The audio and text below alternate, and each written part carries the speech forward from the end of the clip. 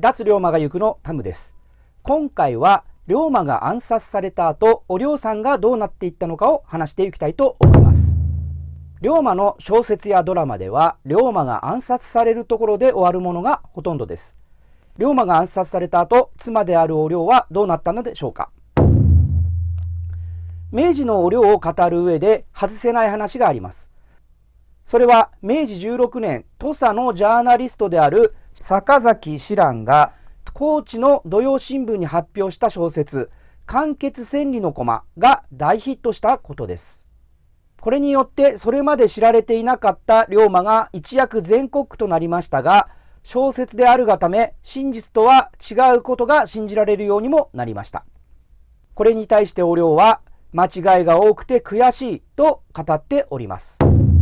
間欠千里の駒から十数年経った明治30年の頃、これはお龍から見た大体の年齢なんですが、18歳ぐらいの安岡茂雄と21歳ぐらいの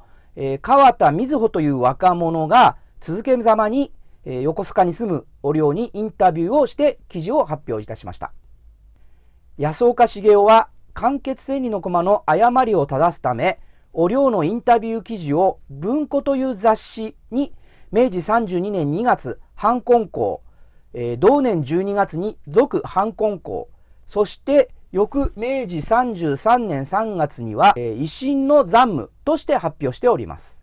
またこの時のインタビューをもとに昭和6年には同雑誌で坂本龍馬の未亡人を発表いたしました。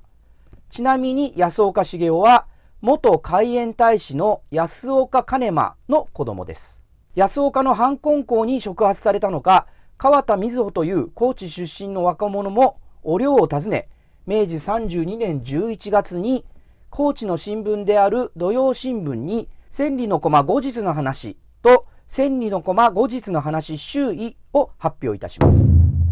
さて本題に入ります。龍馬が暗殺されたことをお龍はどこで知ったのでしょうか。訃報は妹の君と下関で聞いております。お龍と君は慶応3年2月から山口県下関にある伊藤助太夫邸で暮らしておりました。龍馬の死後18日目に龍馬と共に寺田屋で戦った三好新蔵から知らされました。その後、龍馬から新蔵宛ての手紙に遺書として書かれていたこともあり、新蔵は2人を引き取り、そこで数ヶ月過ごします。年が明けて明治元年3月初旬、お龍と君は三好新蔵に守られ長崎へ向かいます。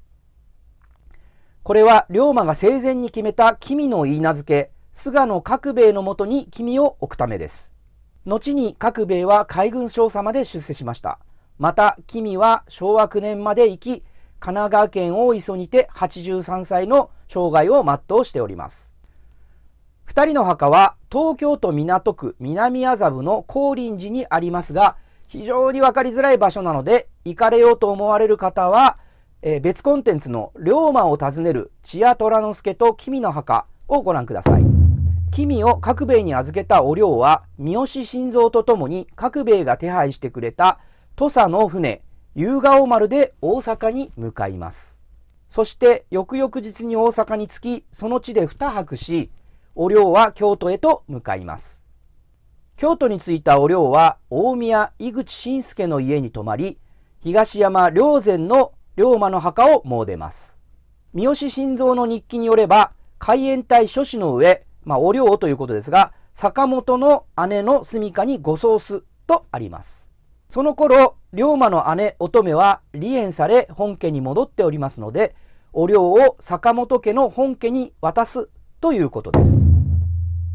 そして明治元年、三好新蔵は土佐までお龍を護送します。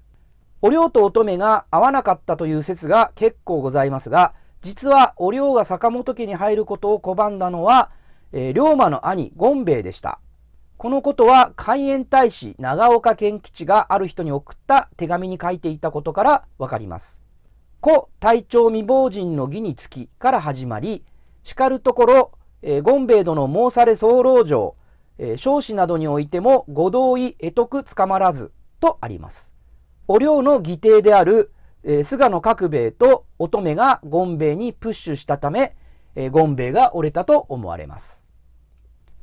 お涼は川田瑞穂の取材で乙女のことを次のように語っております。鬼王というあだ名があって、元気な人でしたが、私には親切にしてくれました。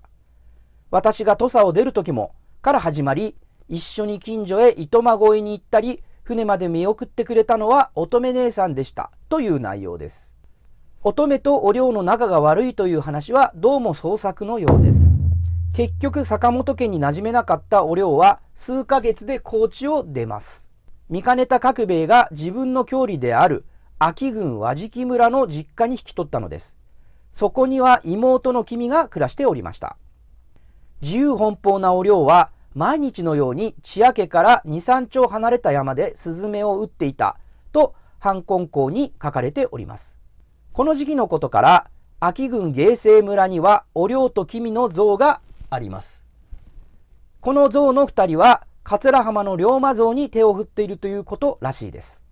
史跡巡りで高知へ行かれることがあったら一足伸ばして安芸郡芸西村に行かれてみてはいかがでしょうか。和敷村での平穏な日々も長くは続きませんでした。角兵衛のアメリカ留学が決まり、君は東京で暮らすことになりました。嫁の姉でしかないお涼は和敷村に残るわけにはいかないので村を出ることになります。まずは龍馬のお墓がある京都へ向かいました。しばらくは寺田やお登勢の世話になり、その後は龍馬の墓の近くに住みましたが、次第にお金がなくなります。その頃、ある公家から妾になる誘いを受けますが、それを蹴って、今度は東京を目指します。勝海舟や西郷隆盛を頼ったのです。西郷隆盛はお涼にあって不憫に思い20円、今のお金にして40万円ほどを渡します。しかし、青函論に敗れ、鹿児島へ下野してしまい、西郷とはそれっきりになってしまいました。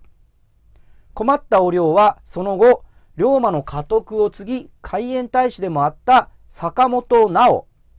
龍馬の姉である千津の長男高松太郎を訪ねますが、冷たく追い返されます。安岡茂雄が実話雑誌に掲載した坂本龍馬の未亡人によれば、元陸援大使で後の宮内大臣田中光明が、元海援大使の間ではお涼の評判は悪く、維新後に出世した者も少なくなかったが、彼女を援助する者は誰もいなかったと語ったとのことです。また、龍馬を首領と仰ぐ他の同志たちは、お涼さんを嫌っていた。第一、生意気な女で、同志を風下に見たがる。と、安岡茂雄は書いています。頼る者がいないお涼は東京を去ることになりますが、お涼は腹の底から親切だったのは、西郷、勝、お登勢だけだったと語っております。東京を去った後、お涼は神奈川、今の横浜になりますが、そこの宿、田中屋で仲居をやっていたという説があります。田中屋は東海道53次にも描かれている桜屋の前身で老舗です。もしお涼が本当にここで働いていたとしたのならば、それは西郷か勝が紹介したのではないかと想像されております。この田中屋は今でも老舗の料亭として営業しております。この頃、お涼は再婚をしております。再婚相手は西村松兵衛と言います。松兵衛は謎が多く、横須賀造船所の納入業者だったとか、京都の呉服屋の若旦那であったとか、いくつかの説があります。お涼との出会いもいくつかの説があり、菅野角兵衛の家に出入りしていた業者で、角兵衛が取り持ったという説。松兵衛が寺田屋を定宿としており、お涼とは旧知の中で神奈川の田中屋で再会したという説。いや、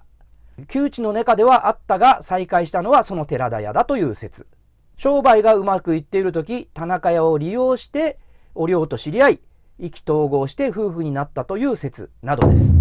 いずれにしても松兵衛とお涼は正式に籍を入れる前に、浦賀町大津村、今の横須賀市大津町で暮らし始めます。その頃の松兵衛は商売がうまくいかず、どっこいどっこいという大道芸人、今でいう敵屋になりました。どっこいどっこいとは小銭をかけて遊ぶギャンブルのようなもので、子供や水兵を相手に小銭を稼いでいたようです。さて、お龍の話を進めるために、お龍の姉妹について今一度確認します。お龍が長女で、次女は7つ下の三江、三女が11歳下の君です。お龍の最初の夫は龍馬。そしてこの頃の夫は西村松兵衛。君の夫は菅野角兵衛。三江の夫は2人目なのですが、中沢助蔵という水兵です。お龍と松兵衛が横須賀に住んだのは、妹の三江を頼ったからです。三江の夫は水兵でしたので、自身も海軍出身で、海軍マニアの吉村十右衛門の家に間借りしていたのです。十右衛門は海軍の人の面倒を見るのが好きだったようです。その数ヶ月後には、松兵衛とお龍は正式に籍を入れ、豊島村深田、今の横須賀市深田台に引っ越します。さらに5ヶ月後には、お龍は母の貞を引き取り、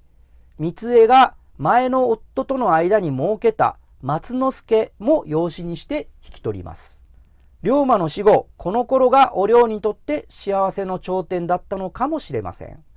それから14年後、妹の三江が夫と死別して、お龍と松兵衛のところへ転がり込みます。お龍49歳、三江42歳、松兵衛44歳の時です。その2年後に母の貞が病死してしまいます。そして同じ年、三江の実子でお龍の養子、松之助も18歳の若さで亡くなります。それから11年後の明治35年、お龍を深田に残して、松兵衛と三江が豊島村中里、今の横須賀市上町に引っ越します。なんと松兵衛と三江が内縁関係になっており、お龍は捨てられたのです。明治30年に安岡茂雄が訪ねた時には、お龍は狭い貧乏長屋で暮らしており、晩年はアルコール依存症状態で、酔っては私は龍馬の妻だと松兵衛に絡んでいたと言います。この頃のイメージが龍馬亡き後のお龍のイメージとして定着してしまったのだと思いますが、同じ屋根の下で夫と実の妹が不倫関係になれば、心がすさんでしまうのは仕方がないことなのではないでしょうか。松兵衛と三江が出て行ってから4年後、お龍は現在の横須賀市米ヶ浜通りで亡くなります。66歳でした。お龍終焉の地は現在お龍会館という斎場になっております。お龍の死後、松兵衛はいつまで経ってもお墓を建てられずにおりました。いつも松兵衛がどっこいどっこいをしていた場所の隣で駅舎をしていた鈴木清次郎がお龍の墓を建てるために奔走します。旧海援隊、陸援隊の人々に接近し、宮内大臣田中光明に援助を請うなど尽力しました。大正3年8月16日、現在の横須賀市大津町にある新行寺にお龍の墓が建ちます。新行寺は母の貞、養子の松之助が葬られているお寺です。墓石には、蔵少子坂本龍馬の妻、良子の墓とあり、裏面には実米、中沢三江建立、左面には三女人として西村松兵衛、お墓を建てるために奔走した鈴木清次郎こと鈴木魚龍と新行寺の住職、新原良友の3名の名前があります。お龍は龍馬に出会う前も、龍馬が亡くなってからも波乱万丈の人生でした。最後に、このコンテンツを作るにあたり参考にさせていただいた本は、鈴木薫氏の資料が語る坂本龍馬の妻、愛恵子氏の龍馬と8人の女性、宮地佐一郎氏の坂本龍馬全集です。以上です。脱龍馬が行くチャンネル登録をお願いします。